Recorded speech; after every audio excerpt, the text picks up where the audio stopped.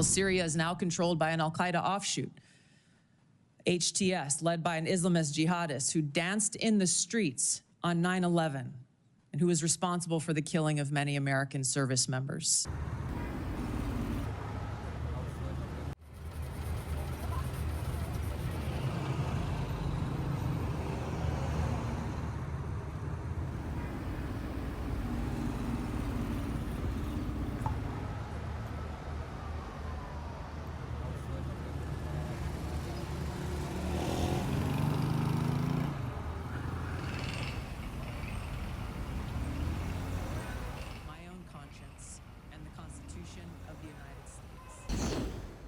Well, Syria is now controlled by an al-Qaeda offshoot, HTS, led by an Islamist jihadist who danced in the streets on 9/11 and who was responsible for the killing of many American service members, accusing me of being Trump's puppet, Putin's puppet, Assad's puppet, a guru's puppet, Modi's puppet, not recognizing the absurdity of simultaneously being the puppet of 5 different puppet masters.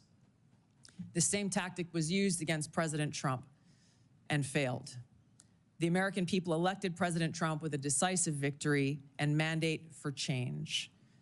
The fact is, what truly unsettles my political opponents is I refuse to be their puppet. I have no love for Assad or Gaddafi or any dictator. I just hate al-Qaeda. I hate that we have leaders who cozy up to Islamist extremists, minimizing them to so-called rebels. As Jake Sullivan said to Hillary Clinton, quote, al-Qaeda is on our side in Syria.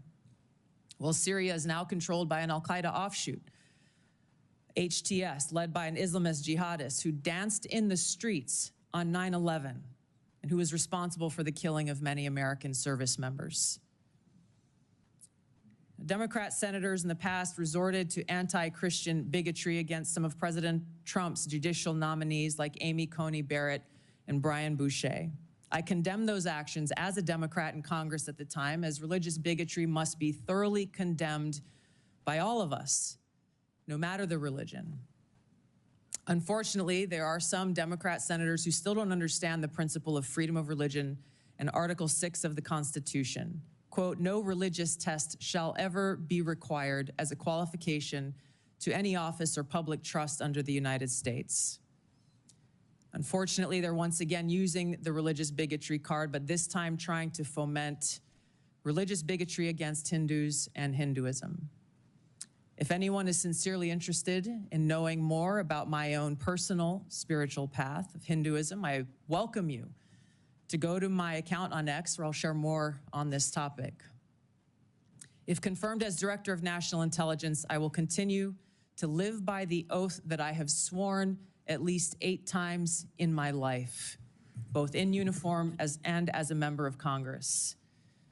I will support and defend our God-given freedoms enshrined in the Constitution of the United States against all enemies, foreign and domestic, and I will bear true faith and allegiance to the same.